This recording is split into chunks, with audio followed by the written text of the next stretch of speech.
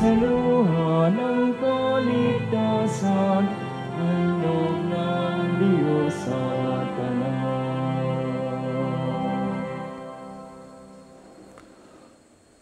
Tayo ngayon natitipon sa ngalan ng Ama at ng Anak at ng Espiritu Santo. Amen. Ang pagpapala ng ating Panginoong Kristo, ang pag-ibig ng Diyos Ama, at ang pagpagkaisa ng Espiritu Santo naway sumainyong lahat. At sumainyo rin. Mga kapatid, aminin natin ang ating mga kasalanan upang tayo maging marapat gumanap sa banal na pagdiriwang. Inaamin ko sa makapangyarihang Diyos at sa inyo mga kapatid na lubha akong nagkasala sa isip, sa salita at sa gawa at sa aking pagkukulang.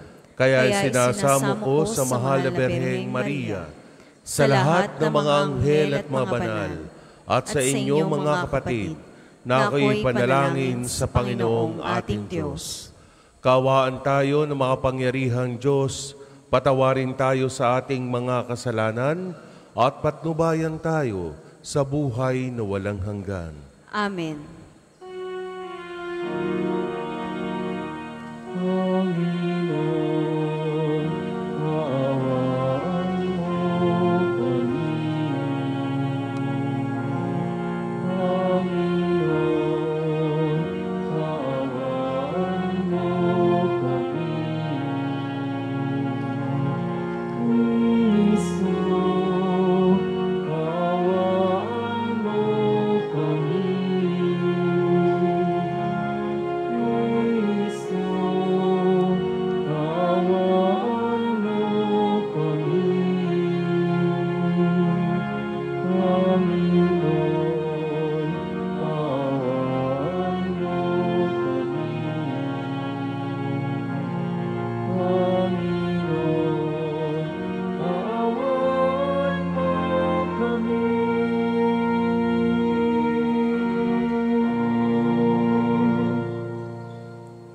Manalangin tayo. Ama naming makapangyarihan, patawarin mo ang aming mga utang sapagkat kami hindi makababayad ng lubusan. Kaya't makaligtas nawa kaming tanan, pakundangan sa pagdalangin ng mahal na Birheng Ina ng Diyos para sa aming kabutihan at sa pamamagitan ni Jesucristo kasama ng Espiritu Santo magpasawalang hanggan. Amen. Tayo po'y magsiupo.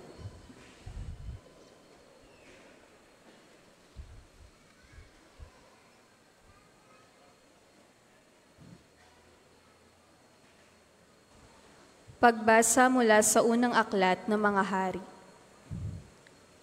Noong mga araw na iyon, umalis si Elias mula sa bundok at natagpuan niya si Eliseo na nag-aararo. 12 pares ng toro ang ginagamit niya at kaagapay siya ng huling pares. Pagdaan ni Elias sa tapat ni Eliseo, isinuklob niya rito ang kanyang balabal. Pagdakay iniwan ni Eliseo ang mga toro. Humabol kay Elias at nakiusap, "Magpapaalam po muna ako sa aking ama't ina at pagkatapos ay sasama na ako sa inyo." Sumagot naman si Elias, "Sige, umuwi ka muna."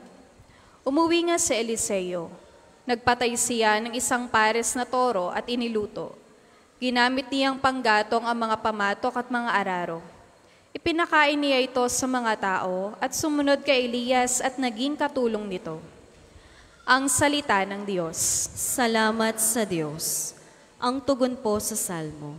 Diyos ko, aking kapalaray, manahin ang iyong buhay. Diyos ko, aking kapalaray, manahin ang iyong buhay. O Diyos, ako'y ingatan mo. Ingatan ng iyong lingkod.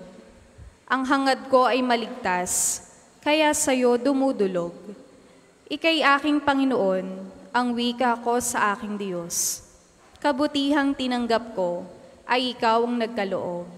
Ikaw lamang o poon ko ang lahat sa aking buhay. Ako'y iyong tinutugon sa lahat kong kailangan. Diyos ko, aking kapalaray, manahin ang iyong buhay. Pinupuri ko ang poon na sa akin ay patnubay. Kahit gabi, diwa niya ang sa aki umaakay. Nababatid ko na siya'y kasama ko oras-oras. Sa piling niya kailanmay, hindi ako matitinag. Diyos ko, aking kapalaray, manahin ang iyong buhay. Kaya't ako'y nagdiriwang, ang diwa ko'y nagagalak. Ang lagi kong nadaramay, hindi ako matitinag. Pagkat di mo tutulutang, ang mahal mo ay malagak.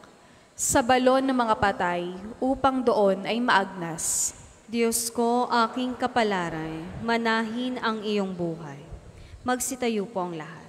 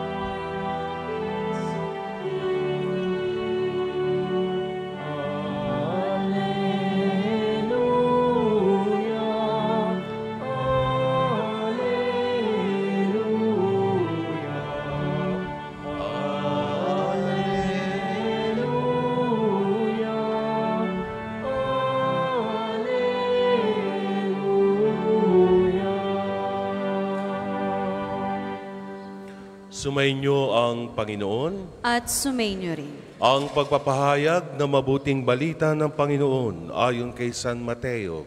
Papuri sa iyo, Panginoon. Noong panahong iyon, sinabi ni Jesus sa kanyang mga alagad, "Narinig pa ninyo na noong unay iniutos sa mga tao, huwag kang sisira sa iyong pinanumpaang pangako, bagkus ay tupdin mo ang iyong sinumpaan sa Panginoon. Ngunit ngayon sinasabi ko sa inyo, huwag na kayong sumumpa kung nangangako kayo. Huwag ninyong sabihin, saksi ko ang langit sapagkat ito'y trono ng Diyos, o kaya'y saksi ko ang lupa sapagkat ito'y tungtungan ng kanyang mga paa. Huwag din ninyong sabihin, saksi ko ang Jerusalem, sapagkat ito'y lungsod ng dakilang hari. Ni huwag mong sabihin, mamatay man ako, sapagkat ni isang buhok sa iyong uloy, hindi mo mapapaputi o mapapaitim. Sabihin mo na lang na oo kung oo, at hindi kung hindi, sapagkat buhat na sa masama ang anumang sumpang idagdaragdag dito." Ang mabuting balita ng Panginoon. Pinupuri ka namin, Panginoong Hesukristo. Tayo po ay magsiupo. Isang magandang umaga po sa kanilang lahat. Magandang umaga din po, Father. Happy? Oh, happy kahit nakasimangot ang mukha ng iba. So, happy. So, welcome po sa ating parokya at pambansa ng Dambana ni Santo Padre Pio. Lalo na doon sa mga kapatid natin na sa unang pagkakataon ay nakapagbisita po dito sa Dambana ni Santo Padre Pio. Meron po ba dito ngayon na unang pagkakataon o first time ay nakabisita sa shrine ni Padre Pio? Meron po ba? Ayun, ang dami. So palakpakan po natin, no? At saan ito hindi una at huli. At ganun din sa ating lahat, sa ating Panginoon na nag-imbita at nagyaya para tayo magkatipon-tipon sa araw na ito. Palakpakan po natin ang ating Panginoon. Ayan. At alam ko ang marami sa inyo o lahat tayo rito ay umaasa sa biyaya at pagpapala na through to the intercession of Saint Padre Pio ay maikakamit natin yung ating mga hinihiling, yung ating mga dasal, yung ating mga intensyon na sa pamamagitan ni Padre Pio ay magkaroon ng kagalingan, lalo na sa mga sakit o karamdaman na mayroon ang ilan sa ating mga kapatid. at naniniwala tayo na mapapagaling ang sino man sa atin, anumang klaseng karamdaman o kabigatan ng buhay ang nararanasan ngayon. Amen? Wag lang kayong mainip at may sariling oras at panahon ng ating Panginoon para ibigay at ipagkaloob ang ating mga kahilingan sa Kanya. At maaaring kapag tinanggap natin iyon, ayon sa Kanyang kalooban, ay di higit pa sa ating inaasahan. Siksik, liglig, at umaapaw. Amen. Amen. Ayan. So alam niyo mga kapatid, maituturing na tagasunod ni Jesus ay ang isang katiwala. At tayong lahat na narito ngayon ay katiwala ng ating Panginoon. Kapag ang Panginoong Jesus ang siyang tunay at natatanging Panginoon ng buhay natin, anumang meron tayo sa ating buhay, tulad ng ating mga salita, tulad ng salapi, tulad ng ating kalakasan, tulad ng ating mga oras, tulad ng ating mga ari-arian, gaya ng farm. Sino bang may mga farm dito? Ng chopper, o mga luxury cars, sana all mayroon. Itong mga ari-ariang ito, gaya ng mga ito, ay ipinagkatiwala lamang sa atin ng ating Panginoon. At ito ay hindi natin tunay na pag-aari. Kaya sana, kung tutuusin, lagi nating pag-iingatan ang anumang gamit na ipinagkakatiwala sa atin ng ating Panginoon. Hindi yung basta na laang. Nararapat lamang na gamitin natin sa paraang nais ng Diyos at makapagbibigay sa karangalan na niya. Alam niyo mga kapatid, ang gusto ng ating Panginoon, kahit ang ating mga binibitawang mga salita, ay mapagkakatiwalaan din. Araw-araw naman tayong nagsasalita, ano po? Sino ba ang hindi nakapagsasalita dyan? Araw-araw tayo nakikipag-usap. Araw-araw nga yung mga marites dyan, walang tigil. Hanggang hating gabi. Lahat tayo maaaring nagsusulat. Lahat tayo nagte-text. Lahat tayo maaaring nag-i-express ng ating damdamin sa ating kapwa. Pero minsan, hindi natin napag-iisipang mabuti ang anumang lumalabas na mga salita sa ating mga bibig. Maaring sa iba ay palasak na or wala ng kwenta kahit ano yung sinasabi, kahit walang laman, basta makapagsalita na lamang. At ang mahirap, kapag may mga kausap tayo na tipanan o di kaya ay meron tayong lakad. Marami nga dito, may nakausap ako na namuti na daw yung mata niya kahintay sa kanyang kasama. Ang usapan nila ay 8:00 ng umaga, ay nung dumating, kalahating oras ng late. Hindi ba't may mga ganyan tayong mga kasama? At ang masakit pa, ay parang wala lang sa kanya. Siya pa yung galit. Siya na yung hinintay ng napakatagal na oras, ay mano man lamang mag-sorry. Maaring hindi ito big deal para sa iyo. Hindi rin big deal sa mga kasama mo. Subalit yung pagsasabi ng totoo, yung pagtupad sa napagkasunduan, ay nararapat lamang na pangatawanan at panindigan. Alam nyo, yung paninindigan sa katotohanan ay big deal sa ating Panginoon. Ang nais ng ating Panginoon sa bawat isa sa atin, kahit ang ating mga salita, siya lagi ang Panginoon na masusunod. Nais ni Lord na lagi tayong totoo at tapat sa tuwi-tuwi na. Walang ibang ninanais po ang ating Panginoon, kundi ang bawat salitang ating binibitawan sa araw-araw ay pawang mapagkakatiwalaan. At tulad na sinasabi dito sa ating ebanghelyo sa araw na ito, ano ang sinasabi? Narinig pa ninyo na noong unay iniutos sa mga alagad, huwag kang sisira sa iyong pinanumpaang pangako. Bagkus ay tupdin mo ang iyong sinumpaan sa Panginoon. Huwag na kayong sumumpa kung nangangako kayo. My dear brothers and sisters, ang isang nagbitiw ng pangakong may sumpa ay may obligasyon na tuparin ito. Sapagkat ang pagbibitiw na mga pangakong hindi naman tutuparin ay pagsisinungaling. At ito'y alam nating lahat na ito'y nasa 10 utos ng Diyos. Huwag kang magsisinungaling. O di kaya, huwag kang sasaksi ng walang katotohanan laban sa iyong kapwa.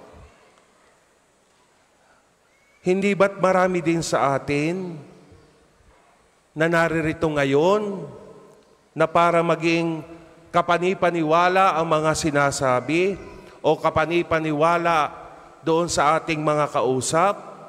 May dagdag palagi tayo tulad ng ganito. Kapag mangungutang ka, sasabihin mo doon sa kausap mo, promise, hope to die, cross my heart, mamatay man ako. Ganyan palagi ang ating mga sinasabi para lamang makonvince natin yung ating kausap. Pero ang katotohanan, sa loob-loob ng marami, ay wala namang balak totohanin o tuparin yung mga pangako na yan. May mga nabiktima na po ba dito? O marami kayong kakilala na ganyan? Na palaging kapag lumalapit sa inyo at may hinihingi, palaging sasabihin, mamatay man ako, ibibigay ko kaagad sa iyo. Promise, isusoli ko kaagad. Ay nung mangutang sa iyo, nagbubuntis pa lamang, ay magdidibo na yung anak niya, hindi pa rin nababayaran. Ano? Ay kahit nga kami mga pare, dumarami ang aming mga kamag-anak. Father, ay lalo kami, mga religious, ay wala naman kami talaga pinagkukuhanan kundi ang aming kongregasyon. Wala kaming allowance, ay lalapit. Ay dahil maawain si Father, ibibigay, mga ngako, pangangakuan ng pare, ibabalik ko po kaagad sa 1 linggo. Hindi kami nagkaunawaan, yung 1 linggo po pala niya ay makalipas pa ang 10 taon. So, ganyan ang marami sa atin. Huwag na kayong manumpa. Huwag na kayong mangako. Hingin nyo na lang. Pag alam mo yung kay may kakayanan yung inyong lalapitan para hindi na masira ang pagtitiwala sa inyo. Kaya yun, hindi po ba nakakadala na? At minsan, matatanaw mo pa lang yung tao na yun, pinagtataguan mo na. My dear friends, sinasabi po ni Jesus na hindi dapat tayo manumpa o gumawa ng anumang panata. Ang pinakamahalaga ay ang pagsasabi ng totoo at pagtupad lagi sa mga binibitawang mga pangako. Ang totoong tagasunod ni Jesus ay isang katiwalang may isang salita. Kapag sinasabing oo, kung oo, at hindi, kung hindi. Kayo po ba? Kayo po ba ay may tuturing na tagasunod, katiwala ng ating Panginoon, may kakayahang magsabi ng totoo at katapatan. Amen.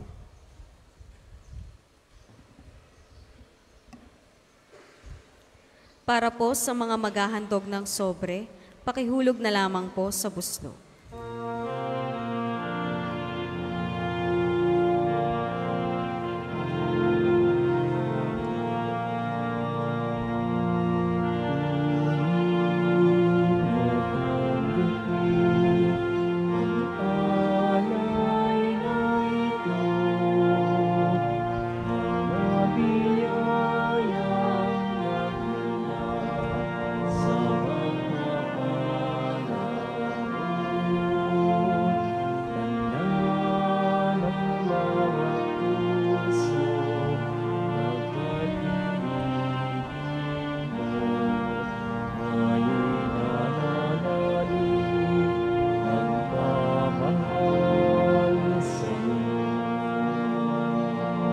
Magsitayo po ang lahat.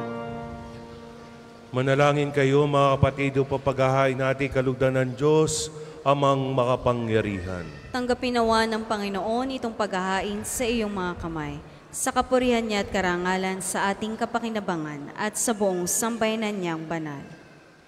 Ama naming lumikha, ang iyong nagkatawang taong anak ay tumulong nawa sa aming ginagawa upang siya na iniluwal ni Maria nang di mo bumawas kundi lalo pang nagpaganap sa pagkabirhen, ay magpagindapat na kalugdan mo ang aming paghahain sa ikapagpapatawad ng mga kasalanan, sapagkat siya ang Panginoong kasama mo at ng Espiritu Santo magpasawalang hanggan. Amen.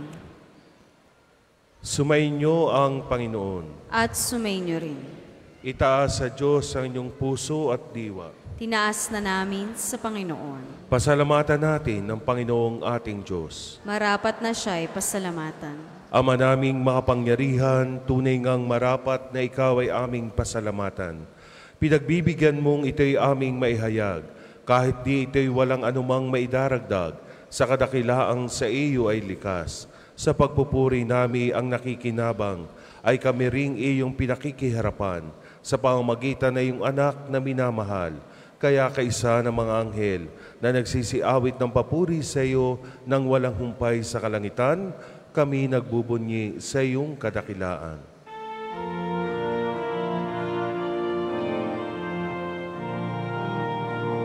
Santo, Santo, Santo, Panginoong Diyos ng mga upo, napupuno ang langit at lupa ng kadakilaan mo. Hosana, Hosana, sa kaitaasan. Pinagpalang na paririto sa ngalan ng Panginoon. Hosana, Hosana, sa kaitaasan.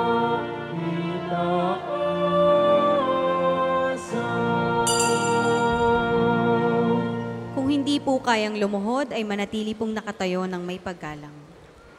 Ama naming banal, ikaw ang bukal ng tanang kabanalan. Kaya sa pamagitan ng iyong Espiritu, gawin mong banal ang mga kaloob na ito upang para sa amin maging katawan at dugo ng aming Panginoong Hesukristo. Bago niya pinagtiis ang kusang loob na maging handog, hinawakan niya ang tinapay, pinasalamatan kanya, pinagati-hati na iyon, inaabot sa kanyang mga lagad at sinabi, tanggapin ninyong lahat ito at kanin. Ito ang aking katawan na ihahandog para sa inyo.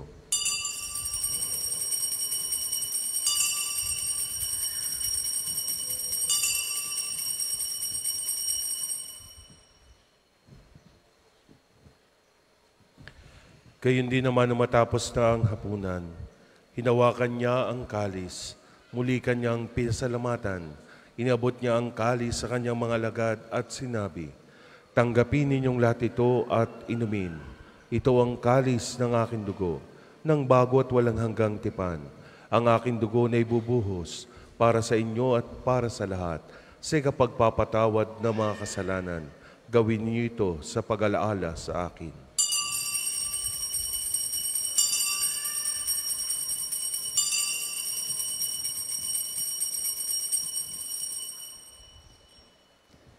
Manatili pong nakaluhod.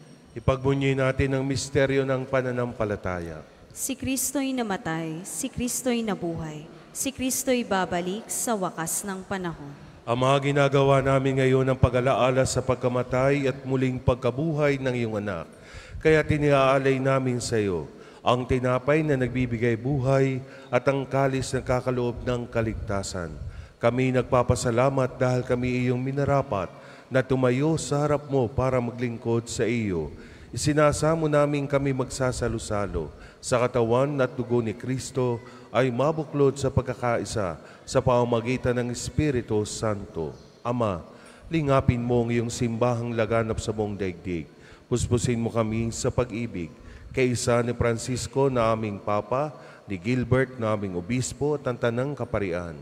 Alalahanin mo rin ang mga kapatid naming nahimlay na may pag-asang sila muling mabubuhay, gayon din ang lahat ng mga pumanaw. Kaawaan mo sila at patuloyin sa iyong kaliwanagan. Kaawaan mo at pagindipatin kaming lahat na makasalo sa iyong buhay na walang wakas.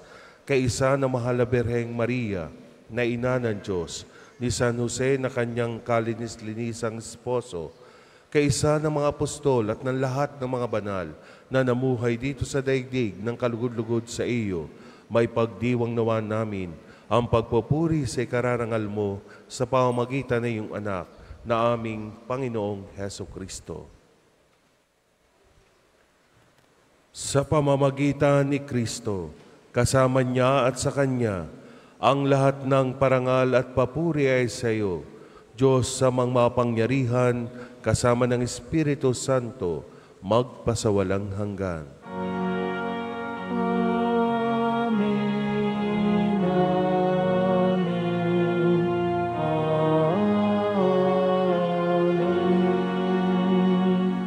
Magsitayo po ang lahat. Sa tagubilin na nakagaling na utos at turo ni Jesus na Panginoon natin at Diyos, ipahayag natin ang lakas loob.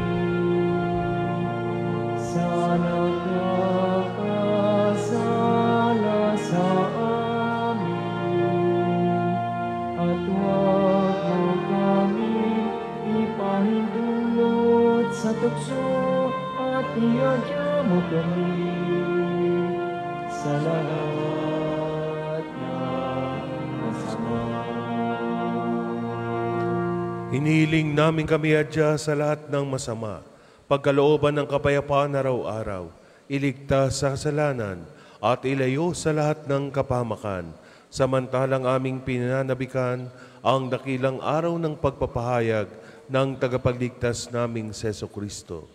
Sapagkat iyo ang kaharian at ang kapangyarihan at ang kapulihan magpakailanman. Amen. Panginoong Kristo, sinabi mo sa iyong mga apostol, kapayapaan ang iniiwan ko sa inyo. Ang aking kapayapaan ang ibinibigay ko sa inyo. Tunghayan mo ang aming pananampalataya at huwag ang aming pagkakasala. Pagkalooban mo kami ng kapayapaan at pagkakaisa ayon sa iyong kalooban, kasama ng Espiritu Santo, magpasawalang hanggan. Amen. Ang kapayapaan ng Panginoon ay laging sumainyo. At sumainyo rin. Magbigayan kayo ng kapayapaan sa isa't isa. Peace with you, peace with you. Kordero ng Diyos na nag-aalis ng mga kasalanan ng sanlibutan, maawa ka sa amin. Kordero ng Diyos na nag-aalis ng mga kasalanan ng sanlibutan, maawa ka sa amin. Kordero ng Diyos na nag-aalis ng mga kasalanan ng sanlibutan, ipagkaloob mo sa amin ang kapayapaan. Kung hindi po kayang lumuhod, ay manatili pong nakatayo ng may paggalang.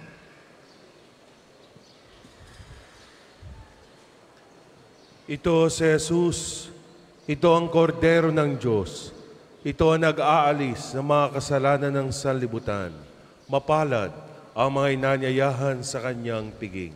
Panginoon, hindi ako karapat-dapat na magpatuloy sa iyo, ngunit sa isang salita mo lamang ay gagaling na ako.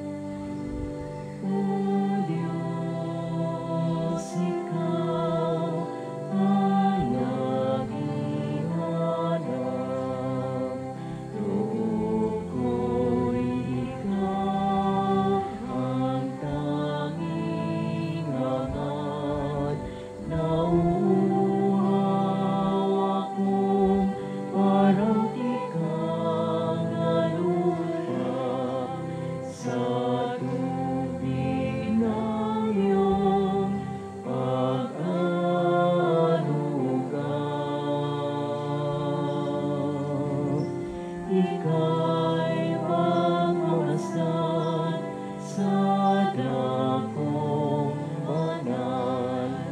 Nang makita ko ang iyong pagkarangal, nadalangin ako, nakataas sa aking kamay, magagalak na awit ng papuring iaalay.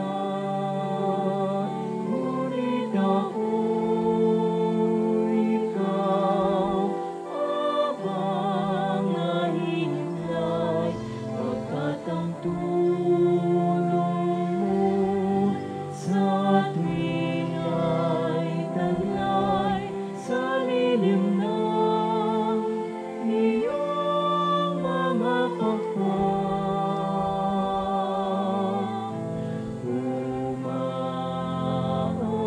Umaawit akong buong galak, aking kaluluwa't kumakapit sa'yo. Kaligtas ay tiyak kung hawak mo ako. Magdiriwang ang halin ng Diyos, siyang dahilan. Ang sa iyo ay nangako, galak yaong makakamtan. Ngunit ako'y ikaw abang nahimlay, pagkat ang tulong mo'y sa tuwin ay taglay sa lilim ng iyong mga pakpak. Umawit, umawit,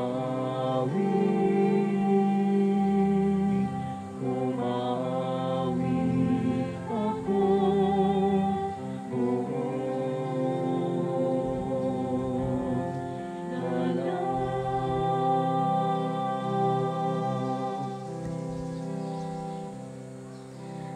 Ang second collection po ay para sa patuloy na pagpapaunlad ng parokya at pambansang dambana ni Santo Padre Pio, at para sa mga pangangailangan ng matatanda at may sakit na mga pari ng Archdiocese ng Lipa. Salamat po sa inyong handog. Handa kong ialay ang aking buhay, alang-alang sa aking mga tupad.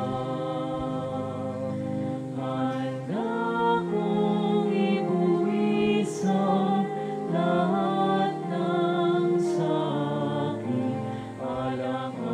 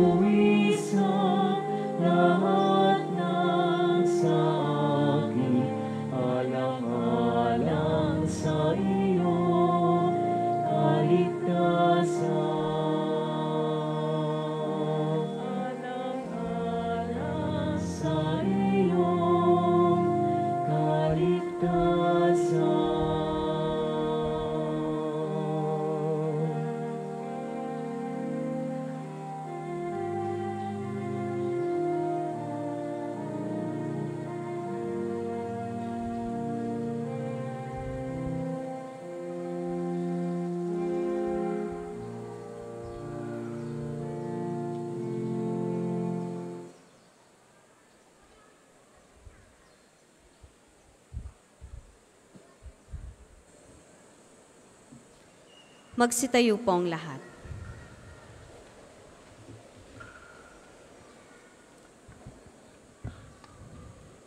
Manalangin tayo. Ama naming mapagmahal, sa pagsasalo namin sa banal na pakikinabang, ang iyong kagandahang loob ay aming hinihiling upang ang pagpaparangal namin sa mahal na Birhen at pagtulad namin sa Kanya ay magpagindapat na aming paglingkuran ang pagganap sa kaloob mong kaligtasan sa pamamagitan ni Jesucristo kasama ng Espiritu Santo magpasawalang hanggan. Amen. Magsiupo po ang lahat para sa ilang patalastas. Una, sa inyong pagdalaw sa pambansang dambana, mangyaring pakaingatan ang inyong mga personal na gamit. Hangad namin ang isang matiwasay at maayos na pagbisita sa National Shrine. Ikalawa, sa pagnanais nating palawakin ang dokumentasyon at datos ng mga pilgrims and devotees na bumibisita sa pambansang dambana, kami po ay nag-aanyaya sa inyong lahat na makilahok sa ginagawang pagkalap ng impormasyon na makatutulong sa pagpapaunlad ng ating turismong pangsimbahan. Makikisuyo po kami na paka-scan ng QR code na inyong makikita sa paligid ng simbahan at pakikumpleto ng mga impormasyong kinakailangan. Makakaasa po kayo sa aming pag-iingat ng private information na inyong ibabahagi bilang pagsunod sa batas ng Data Privacy Act of 2012. Ang inyong pakikisa ay malaking tulong at susi sa tagumpay ng proyektong ito. Sa pamamagitan ng pananalangin kay Santo Padre Pio. Pagkatapos po ng ating misa ay ating pong isasagawa ang liturhiya na pagpapagaling. At ang susunod pong misa ay sa ganap na 12:00 ng tanghali. Maraming salamat po at mangyaring panatilihin po natin ang kalinisan, katahimikan at diwa ng pananalangin sa loob at labas ng ating simbahan. Magsitayo na po ang lahat.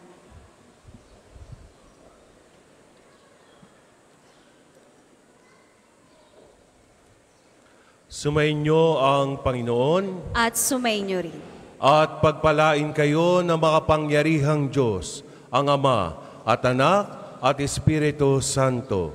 Amen. Tapos na po ang ating banal na misa, humayo kayo sa kapayapaan ni Kristo. Salamat sa Diyos. Huwag muna pong magsisialis at isusunod na po natin ang liturhiya ng pagpapagaling o ang ating healing liturgy.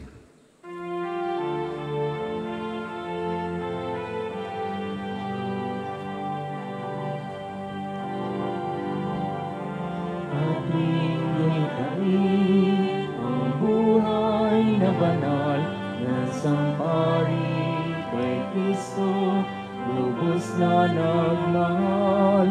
Tanda ni Jesus ay namala sa kanyang sigmata. 50 taon niyang dinala.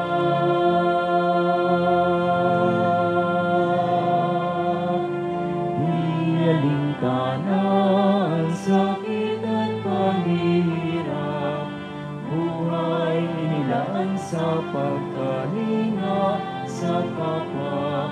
Siya'y nakilala sa kumpisal at pagmimisa, pagkat sa Kanya ang pag-ibig ng Diyos ay nadama.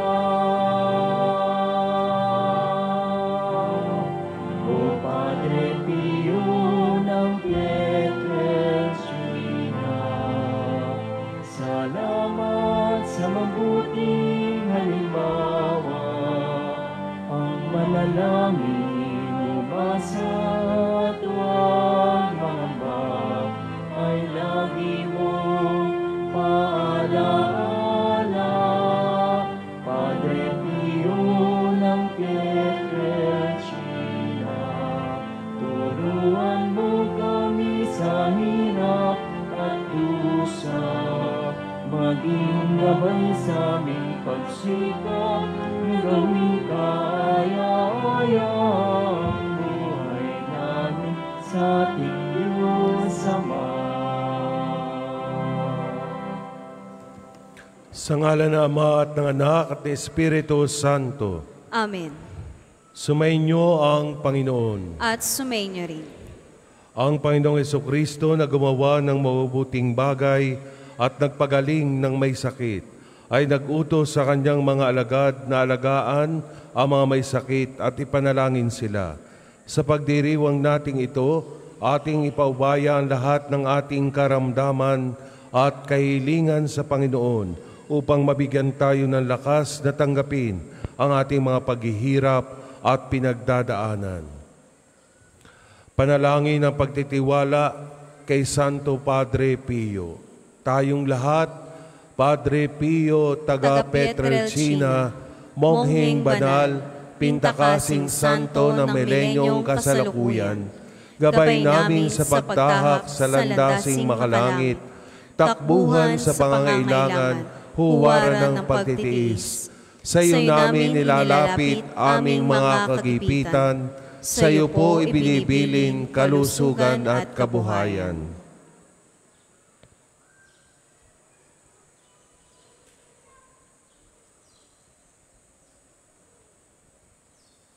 Di man karapat-dapat kami po ay pagbigyan, bendisyonan at basbasan, maging ganap sa buhay. Lumayo nawa kami, umiwas sa kasalanan. Lumapit lagi sa Diyos, maging matatag at matibay.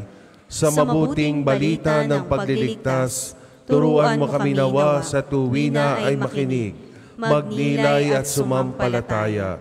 Amin pong pakiusap, itong mga kahilingan, puso ay nagsisisi, nagtitikang taimtiman.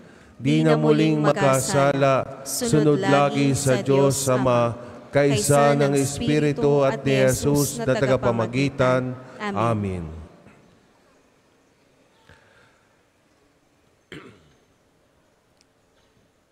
Makapangyarihang Diyos na walang hanggan, Ikaw ang aming Panginoon at butihing Ama.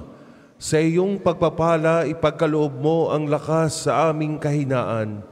Tunghayan mo po ng may kagandahang loob kaming mga lingkod mong may sakit. Pagalingin mo po kami sa aming mga karamdaman at ibalik sa kalusugan upang mabatid namin ang iyong kabutihan. At kami magpasalamat sa iyong banal na pangalan. Hinihiling namin ito sa pamamagitan ni Hesukristo na aming Panginoon. Amen.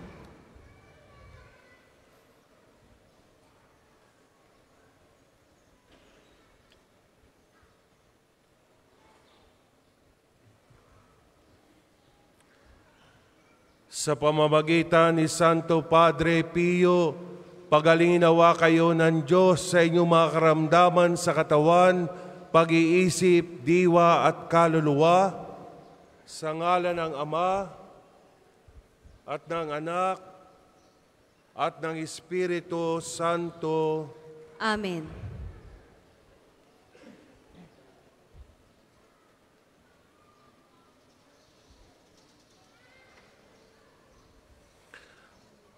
Panalangin ang pagbabasbas sa mga gamit sa pananalangin.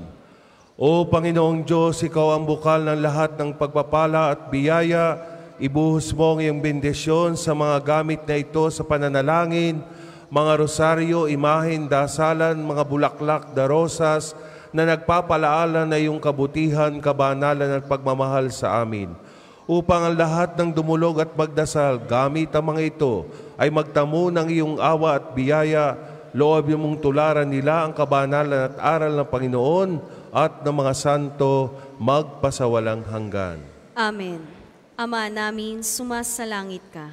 Sambahin ang ngalan mo. Mapasa amin ang kaharian mo. Sundin ang loob mo dito sa lupa para nang sa langit. Bigyan mo kami ngayon ng aming kakanin sa araw-araw. At patawarin mo kami sa aming mga sala para ng pagpapatawad namin sa nagkakasala sa amin. At huwag mo kaming ipahintulot sa tukso. At iadya mo kami sa lahat ng masama. Amen. Aba, Ginoong Maria, napupuno ka ng grasya. Ang Panginoong Diyos ay sumasa iyo. Bukod kang pinagpala sa babaing lahat. At pinagpala naman ang iyong anak na si Jesus. Santa Maria, Ina ng Diyos, Ipanalangin mo kaming makasalanan, ngayon at kung kami mamamatay. Amen. Luwalhati sa Ama, sa Anak at sa Espiritu Santo, kapara nung una, ngayon, at magpasawalang hanggan. Amen. Ama namin, sumasalangit ka. Sambahin ang ngalan mo. Mapasa amin ang kaharian mo. Sundin ang loob mo dito sa lupa para nang sa langit. Bigyan mo kami ngayon ng aming kakanin sa araw-araw. At patawarin mo kami sa aming mga sala para ng pagpapatawad namin sa nagkakasala sa amin. At huwag mo kaming ipahintulot sa tukso at iadya mo kami sa lahat ng masama. Amen. Aba, Ginoong Maria, napupuno ka ng grasya. Ang Panginoong Diyos ay sumasa iyo. Bukod kang pinagpala sa babaeng lahat, at pinagpala naman ang iyong anak na si Jesus. Santa Maria, Ina ng Diyos, panalangin mo kaming makasalanan, ngayon at kung kami mamamatay. Amen. Luwalhati sa Ama, sa Anak at sa Espiritu Santo, kapara nung una, ngayon, at magpasawalang hanggan. Amen. Aba, Ginoong Maria, napupuno ka ng grasya. Ang Panginoong Diyos ay sumasa iyo. Bukod kang pinagpala sa babaeng lahat, at pinagpala naman ang iyong anak na si Jesus. Santa Maria, Ina ng Diyos, panalangin mo kaming makasalanan, ngayon at kung kami mamamatay. Amen. Luwalhati sa Ama, sa Anak at sa Espiritu Santo, kapara nung una, ngayon, at magpasawalang hanggan. Amen. Luwalhati sa Ama, sa Anak at sa Espiritu Santo, kapara nung una, ngayon, at magpasawalang hanggan. Amen. Luwalhati sa Ama, sa Anak at sa Espiritu Santo, kapara nung una, ngayon, at magpasawalang hanggan. Amen.